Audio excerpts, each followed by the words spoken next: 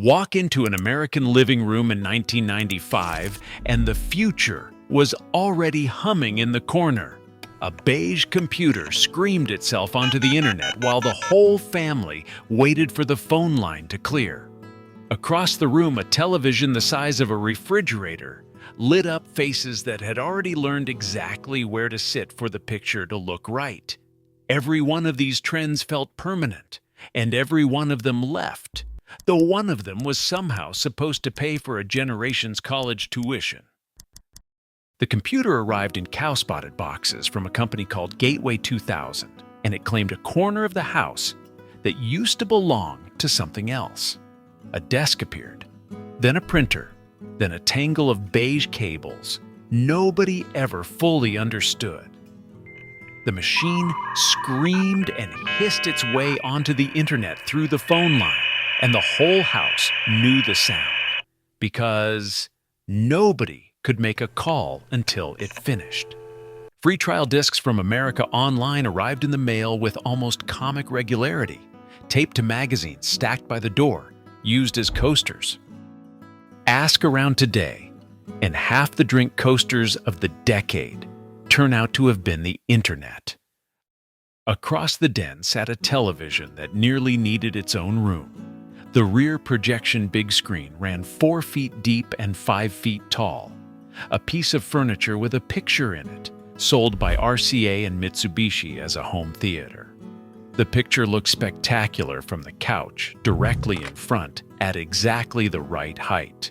From anywhere else in the room, it dimmed like an eclipse, and every kid learned the exact spot on the carpet where the picture came alive.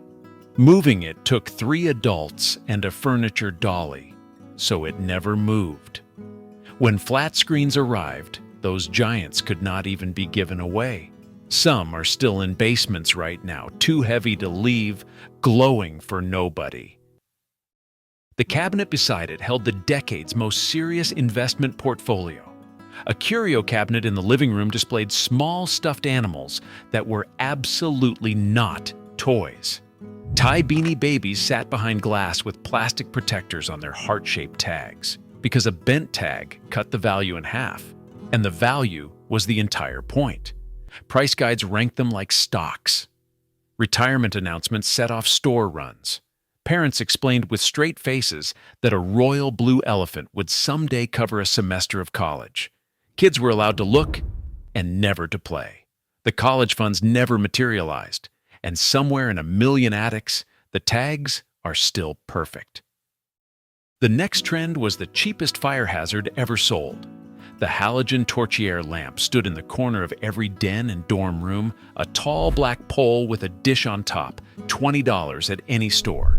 It threw a warm glow at the ceiling and heat like a stove burner, straight up, close to 1,000 degrees at the bulb. Curtains learned to keep their distance. The government eventually issued fire warnings. Colleges banned them from dormitories, and families kept right on buying them because $20 lit the whole room. The smell of dust burning off that bulb on the first cold night of fall is a smell an entire decade would recognize blindfolded. One trend promised a new body, and mostly delivered an expensive coat rack. Late-night television sold exercise machines directly into American spare rooms. Suzanne Summers squeezed the Thighmaster Soloflex promised a new body in exchange for one corner of the guest room, and the boxes arrived with assembly instructions thicker than the phone book. The machine got used faithfully for 11 days. Then it became the most expensive clothes rack in the house, draped in shirts, standing in the corner like a monument to January. Nobody ever threw one away because it cost too much to have failed. This equipment alone could have furnished half the garage sales of the following decade. The packages kept coming because the television had learned to sell around the clock. QVC and the Home Shopping Network turned the television into a store that never closed, and the counter never stopped counting down. A grandmother somewhere knew the toll-free number by heart, better than she knew half her grandchildren's phone numbers, and dialed it while the rest of the family barely looked up from dinner. A host held up a cubic zirconia ring while a clock urged viewers to call now. Only 400 left. And across the country, phones lifted at the exact same moment. Boxes arrived on porches all week, collectible dolls, kitchen gadgets, jewelry that sparkled hardest under studio lights. Some houses filled entire closets with items still in their boxes, waiting for a value that never quite arrived. The real thrill was winning the countdown, from a recliner with a credit card in hand. And for 4 minutes, that mattered more than almost anything else on television. The phone doing all that ordering had finally lost its cord and immediately started getting lost itself. The cordless phone promised freedom and delivered a new household ritual, the hunt. The handset with its long silver antenna wandered the house daily, buried in couch cushions, abandoned on the porch, once famously found in the refrigerator. The base station on the kitchen wall had one button that made the handset chirp, and that button became the most pressed button in the house. Conversations now happened everywhere, which meant privacy existed nowhere, because static rose the moment anyone walked too far. The antenna snapped off eventually. Every family taped it back on at least once. The phone kept ringing anyway, and a small black box learned to answer it. The answering machine sat on the kitchen counter with a cassette inside, and a red number that ruled the evening. Recording the greeting was a family production. 11 takes, one parent directing, one kid giggling in the background of the final version forever. Walking in the door meant checking that number before taking off a coat. 3 was a good day. 0 stung a little. Kids raced home to erase messages before anyone else heard them, and the machine kept every secret badly because the tape wore thin and voices warbled like they were calling from underwater. Screening calls became a new family sport, everyone frozen around the dinner table, listening to a neighbor talk to the machine, deciding in real time whether dinner outranked her. The machine invented a question every house still asks, just of a different screen now. Who called, and do they matter enough to answer? While the gadgets multiplied, the walls of the house turned pink and teal. The early part of the decade painted the American living room in dusty rose and teal, with a howling coyote silhouette wearing a bandana somewhere on a shelf.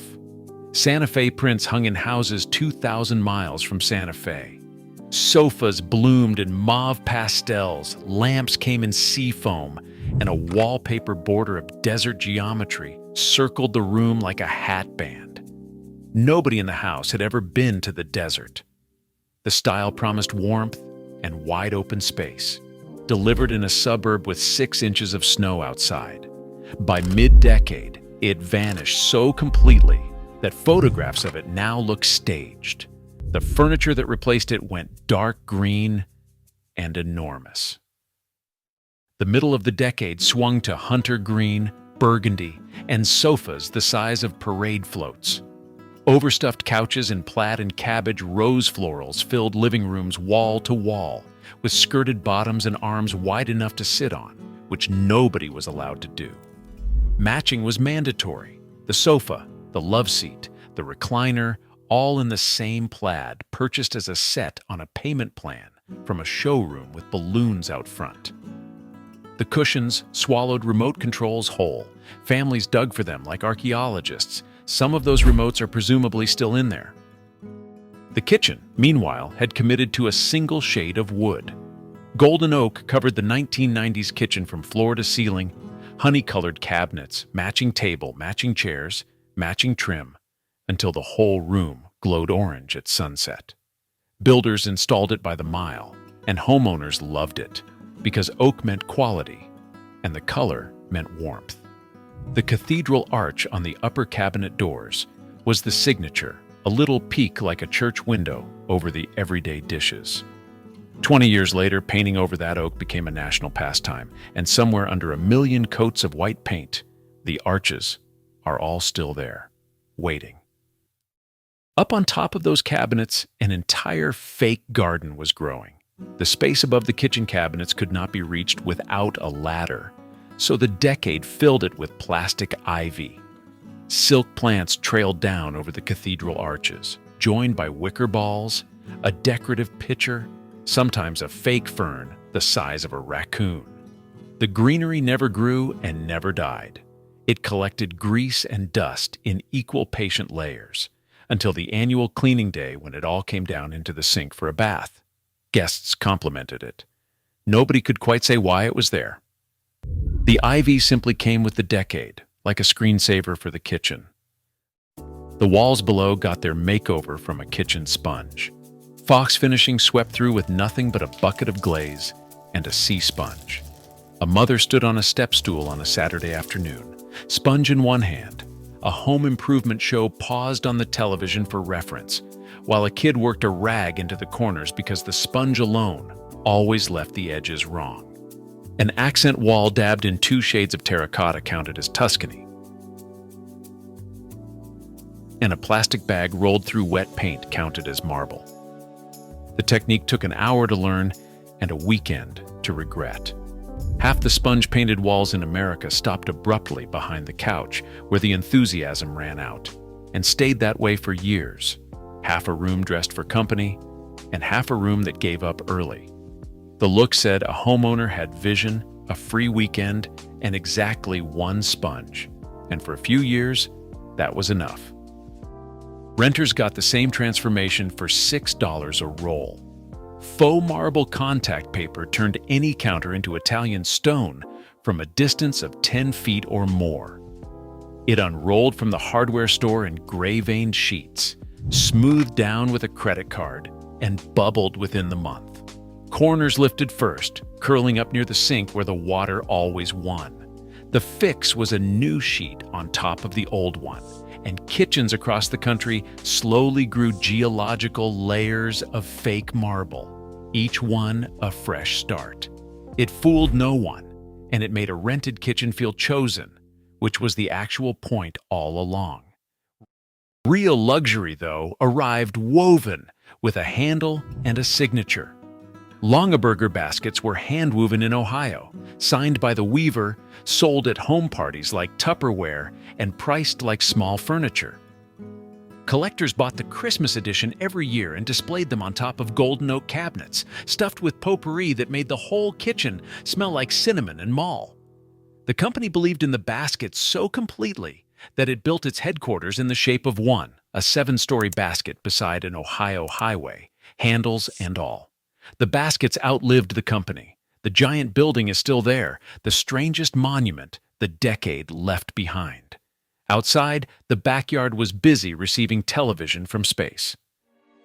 The satellite dish began the decade as a 10-foot metal giant anchored in concrete beside the house, tilted at the sky, the unmistakable sign that somebody inside took television seriously.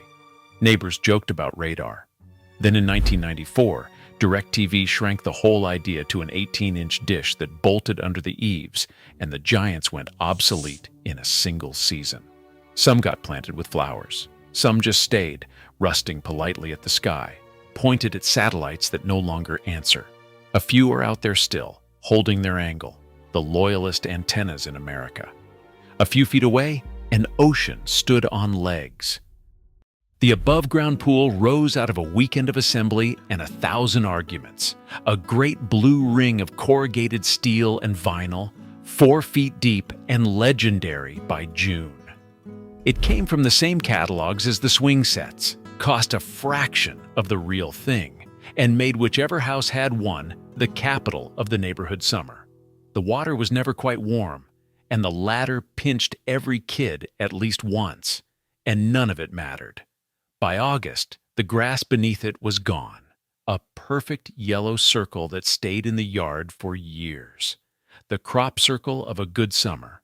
One invention promised safety and mostly delivered false alarms at 6 in the morning. The home security keypad appeared beside the front door, a beige panel with a red light and a code the whole family swore to protect, usually the street address. Arming it became a departure ceremony, the countdown beeping while everyone hurried out like the house was launching. The alarm itself went off almost exclusively by accident, at 6 in the morning, triggered by a parent leaving for work, and the whole family learned the disarm code from bed. The monitoring company called to check. A password was recited. The dog remained the better alarm, and everybody quietly knew it. One piece of furniture promised to be a couch and a bed, and never quite managed to be either one particularly well. The Futon arrived promising exactly that: a pine frame, a mattress like a folded gym mat, and a mechanism that required one confident shove and folded anyway during movie night.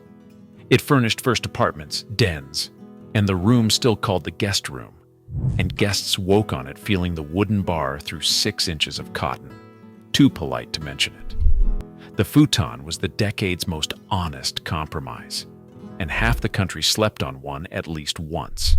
And underneath everything, wall to wall, ran the decade's official floor. Beige Berber carpet rolled across the 1990s like weather. The tight loops resisted stains, hid dirt, matched everything, and went into new houses by the entire subdivision. It was practical, neutral, and completely without opinion, which after the teal and the plaid felt almost like relief. One snagged loop, though, and a single pulled thread could unzip a line across the whole room, usually blamed on the cat. Sock feet remember the texture instantly. A little rough, a little springy. Entire childhoods were spent lying on that carpet, 3 feet from the big screen, in the one spot where the picture was perfect. Most of those houses are still out there, repainted and recarpeted a dozen times since. The cow-spotted boxes, the countdown clocks, the perfect tags behind glass, all of it left a little at a time, in yard sales and remodels and dumpsters on a Saturday. But not all of it.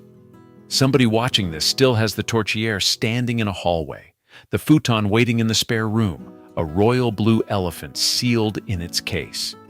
If one of these just came back to you, the dial-up screen, the smell of that lamp on the first cold night, the yellow circle in the grass, say which one is still in your house, and say what got missed, because somebody out there grew up in the same living room. And if you want to walk through the next house, subscribe.